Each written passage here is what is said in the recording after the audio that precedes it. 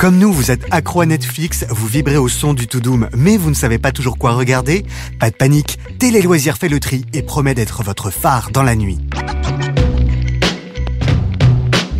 Bonjour à tous et merci d'écouter To Doom, le podcast de la rédaction de Télé Loisirs consacré à Netflix. Je suis Laurence Gallois et cette semaine, pour une fois, on ne vous parle pas de séries, de films ou de documentaires, non. On s'aventure dans un genre pour lequel Netflix n'est pas forcément connu et pourtant elle en propose plusieurs. Ce sont les émissions de télé-réalité. Alors avec moi pour en parler, j'ai fait appel à une spécialiste en la matière, notre Real Housewife à nous, Émilie Lopez. Salut Émilie. Salut Laurence. En fin d'émission, Émilie Gavoiscan, l'actrice de la série de France 2 Les Petits Meurtres d'Agatha Christie, nous dévoilera son coup de cœur pour une série documentaire de Netflix. Saviez-vous que 4 saisons de l'incroyable famille Kardashian étaient disponibles sur Netflix? Eh bien moi je l'ai découvert en préparant cette émission. Il ne me serait pas venu à l'idée, j'avoue, de chercher ce programme sur le catalogue. Et pourtant Netflix regorge d'émissions de télé-réalité, émissions de dating, de cuisine, compétitions de mode ou de sport. Bref, on trouve un petit peu de tout en la matière. Et donc pour vous aider à y voir plus clair, Émilie vous a concocté une sélection de 5 émissions qui valent le détour. Alors Émilie, par quoi nous proposes-tu de commencer? Eh ben on va commencer par The Circle. The Circle, c'est quoi? C'est une télé-réalité anglaise à l'origine. Et maintenant, il y a plusieurs déclinaisons. Il y en a une aux États-Unis, une au Brésil et une en France. Bienvenue dans The Circle Game. C'est un jeu sur un réseau social dans lequel 8 joueurs s'affrontent pour devenir le plus populaire et gagner 100 000 €. On est là pour un objectif, la maille. Alors l'idée elle est très simple, c'est des participants qui investissent un immeuble, qui vont vivre pendant quelques jours. Chacun vit dans un appartement et ils peuvent communiquer par le cercle qui est donc un réseau social. Et ce qui est très sympa, c'est qu'en fait ils ont 2 possibilités. Ils vont se créer un profil, soit ils vont dire la vérité, dire qui ils sont, montrer des vraies photos d'eux et de leurs proches, ou alors ils vont s'inventer un personnage, quelqu'un de totalement fictif avec des photos qu'ils auront glanées ça et là. Et le but, c'est de devenir assez populaire pour pas être éliminé, parce que chaque semaine, il y aura des éliminations. Donc, il faut être un peu populaire, mais pas trop, parce que trop populaire, tu deviens une menace. Pas assez populaire, t'es effacé, donc du coup, t'es éliminé. Donc, il faut être un peu stratège. Et c'est très, très, très sympa. Moi, j'ai beaucoup aimé le programme parce que les castings sont très, très forts, que ce soit notamment sur la version française. Mmh. Quand j'ai commencé, je me suis dit, mais qu'est-ce que c'est que ce truc? Et en fait, tu t'attaches même au mec le plus détestable. Tu te dis, mais le mec est trop fort. Donc, au final, il devient vraiment un pion central du jeu. J'ai dévoré toutes les versions. Vraiment big up à la version française parce que le cast est très, très efficace.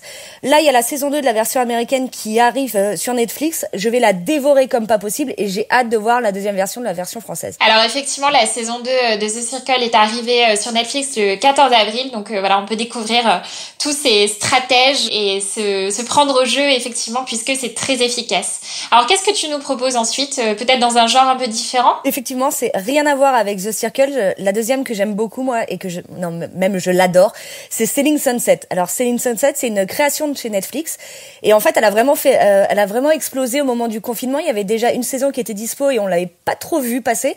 Et la deuxième saison a fait vraiment un gros boom. L'idée, c'est de suivre une agence immobilière qui est basée à Los Angeles, qui a été créée par des jumeaux. Et les agents immobiliers qu'ils ont engagés, ce sont que des femmes ultra lookées.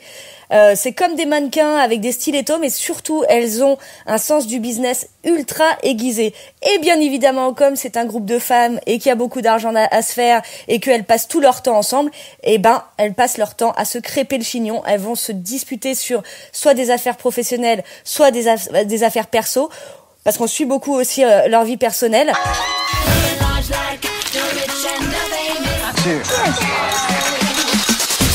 Il y a notamment Chrishell qui est arrivée. En fait, elle arrive au tout premier épisode de la saison 1. C'est elle, la porte d'entrée du programme. Pour la petite histoire, c'est celle qui était mariée à Justin Hartley, l'acteur de This Is Us, qui joue Kevin Pearson. Et on la suit du début à plus tard où ça commence à avoir des petits problèmes dans sa vie perso qui vont donc impacter sa vie professionnelle. Donc c'est vraiment très très très cool et c'est très addictif. Et en plus c'est très très beau. Et Justin Hartley passe pas une tête, non, par hasard dans Selling Sunset? Ce sera un argument en plus pour regarder l'émission. Alors non, et en vrai si vous aimez Justin Hartley, vous allez un peu moins l'aimer en regardant Selling Sunset. Voilà, petit spoiler. Bon, alors rien que pour ça, on va jeter un œil. Alors dans la même lignée, si vous avez aimé Selling Sunset, vous pouvez aussi jeter un petit coup d'œil à $1 Million Beach House. donc beach comme la plage, donc c'est des maisons sur la plage. Cette fois, on prend la direction des Hamptons, c'est au large de New York, et en fait, c'est un endroit dont on a déjà entendu parler, notamment dans Gossip Girl, parce que c'est là que tous les New-Yorkais qui ont beaucoup d'argent vont acheter une maison pour aller passer le week-end. Et là encore, on suit une agence immobilière donc qui va vendre des maisons à plusieurs millions de dollars, qui sont plus belles les unes que les autres, donc qui sont, comme je le disais, sur la plage. Et encore une fois, on a des personnages qu'on va adorer, détester. On en a d'autres qui vont un peu nous émouvoir et au final, en fait, ils vont un peu nous agacer au fur et à mesure. C'est pareil, c'est hyper addictif. C'est pas aussi efficace que Selling Sunset, mais ça se laisse regarder très facilement quand vous aurez fini de dévorer les 3 saisons de Selling Sunset. This is beautiful. Alors pour l'instant, on a des agents immobiliers, des maisons de rêve. Il faut bien des gens pour occuper ces demeures qu'on ne pourrait pas se payer même avec 3 vies. Donc c'est la transition, j'imagine, avec la 3e émission dont tu voulais nous parler, je crois, Émilie. Alors la 3e, c'est la meilleure télé-réalité au monde, vraiment. Mais pour moi, c'est la quintessence de la télé-réalité à l'américaine parfaite, c'est les Real Housewives de Beverly Hills. Alors, il y en a plusieurs, mais celles de Beverly Hills, c'est vraiment les meilleures. Le soleil brille toujours sur Beverly Hills, mais pas sur tout le monde. Les choses sont parfaites seulement en apparence, car nous sommes ici dans un monde de faux semblants. Ce qu'il faut savoir, c'est que Netflix a acquis les droits il y a pas très longtemps, là, lors du premier confinement. Alors, l'idée, c'est un groupe de femmes ultra riches, mais vraiment ultra riches, et qui ont que des problèmes de riches, qui passent leur temps à boire du rosé et à se prendre la tête. C'est extraordinaire, vraiment, le cast, il est super réussi. Donc pendant le premier confinement, Netflix a balancé les 2 premières saisons. Là, on a la saison 3 et la saison 4 qui sont arrivées depuis le 15 avril. Il y en a 10 en tout. Et c'est un bonbon, c'est-à-dire qu'elles vont se prendre la tête sur n'importe quoi. Genre, elles ont les mêmes chaussures, elles vont se prendre la tête. Il y en a une qui aura son verre de rosé plus rempli que l'autre, elles vont se prendre la tête. Et ça part dans n'importe quoi, ça se hurle dessus. C'est devenu des mèmes sur Twitter tout le temps. Et elles sont complètement dingues. Mais dingue, vraiment dingue, et puis pété de thunes. Et il y a des gens connus dans celle-ci, parce que parfois dans les émissions, dans certaines de ces déclinaisons, il y a, je me souviens, il y a Lisa Rinna par exemple, l'actrice qui en fait partie, c'est dans celle-là. Exactement. Lisa Rinna, elle est dans celle de Beverly Hills, mais elle arrive un petit peu plus tard. Il y a les 2 tantes de Paris Hilton, donc de temps en temps on a un petit coucou de Paris Hilton. Il y en a une des 2, Kyle, qui est assez normale, avec une vie de famille un peu normale, et puis il y a l'autre qui a des gros problèmes d'addiction à l'alcool, à la drogue. Donc ça, pareil, on suit en fait sa descente aux enfers, puis après sa renaissance, et puis sa redescence aux enfers, bien évidemment, parce qu'elle est très très riche, donc elle a beaucoup de temps pour boire et pour se droguer. Donc du coup voilà. Et ouais, il y a Lisa Rinna qui arrive sur la saison 9, 8 ou 9. Il y a Denise Richards aussi qui vient. L'actrice, ouais. Ce qui va mener à un énorme truc où on va lui prêter une relation amoureuse avec une autre femme, sauf que le problème c'est qu'elle vient de se marier, et donc ça va faire tout le fil d'une saison. Donc non mais vraiment, et puis en plus elle s'invente des fausses histoires, et donc du coup elles se prennent la tête pendant toute une saison pour savoir si l'histoire est vraie ou pas. C'est extraordinaire, mais foncez sur les Real Housewives. Et alors la bonne nouvelle, c'est que après Beverly Hills, vous pouvez aussi enchaîner avec les Real Housewives of New York City et celle d'Atlanta aussi, puisque les 2 séries sont disponibles sur Netflix. On trouve aussi des télé-réalités un peu similaires dans d'autres pays, The Fabulous Lives of Bollywood Wives, voilà, si on veut partir en Inde. Bref, du crépage de chignon à volonté. On n'a pas fini, Émilie, de se régaler avec tout ça.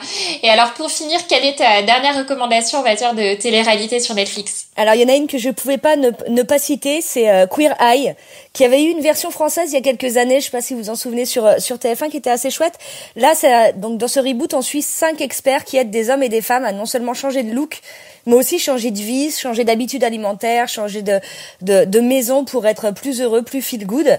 Et en fait, ce que j'aime dans cette télé-réalité, c'est que ça va au-delà de la télé-réalité. Déjà, c'est très très drôle, parce que les 5 experts, les 5 Queer Eye sont extraordinaires. Ils ont vraiment été bien castés.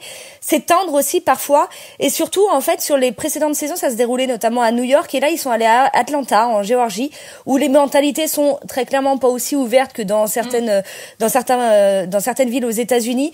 Et donc on se retrouve avec un espèce de choc des cultures, avec des gens qui sont quand même pas très très open au début et qui en fait ouvrent un peu les yeux sur la force de la différence entre guillemets.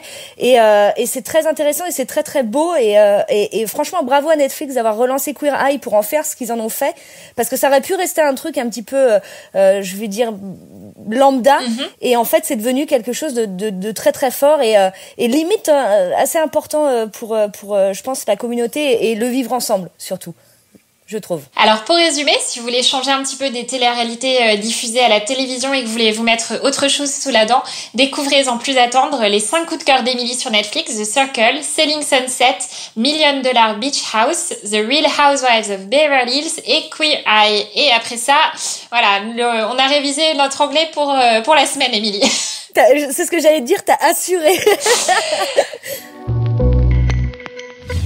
Place maintenant à notre invitée. L'actrice Émilie Gavoiscan est l'un des nouveaux visages de la série de France 2 Les Petits Meurtres d'Agatha Christie, et la série documentaire de Netflix pour laquelle elle a eu un coup de cœur lui a rappelé sa série à plus d'un titre. Je peux vous conseiller sur Netflix une série que j'ai découverte il y a pas longtemps, une série documentaire, parce que j'aime bien les faits divers et les faits d'entrée l'accusé et autres, sur l'épisode Éventreur du Yorkshire, qui est donc effectivement un éventreur, donc un monsieur pas très sympathique, qui a tué des femmes dans les années 70 en Angleterre. Mais ce documentaire, ce qui est très intéressant dedans, vraiment, et c'est pour ça que j'en parle, c'est pour ça que ça se rapproche aussi des Petits Meurtres d'Agatha Christie, c'est moins léger, mais c'est qu'on part sur une enquête, voilà, comme un fait entrer l'accusé, tiens, il se passe des choses, et que petit à petit, dans le documentaire, on arrive sur un documentaire finalement sociétal, de la société des années 70 en Angleterre, du rôle des femmes et du fait que, en fait, cet homme aurait pu être arrêté bien avant de faire autant de victimes qu'il en a fait, mais parce qu'on n'a pas cru les femmes, parce qu'on les a stigmatisées. Et en fait, ça décortique tout justement le système patriarcal de la police, et ça devient terrifiant, au-delà des meurtres qui sont terrifiants. Mais c'est comment l'enquête est menée et les femmes stigmatisées. C'est vraiment tout d'un coup, ça devient une enquête sociale. Et c'est en ça que c'est passionnant. C'est la fin de cet épisode consacré à la télé-réalité. Merci d'avoir partagé ce moment avec nous. Et merci à toi, Émilie, surtout de nous avoir fait découvrir tes émissions préférées. C'était trop chouette, j'ai adoré. On revient dès la semaine prochaine avec un nouvel épisode et un nouveau thème. On vous parlera cette fois de la prochaine grande saga fantastique de Netflix, la série Shadow and Bone.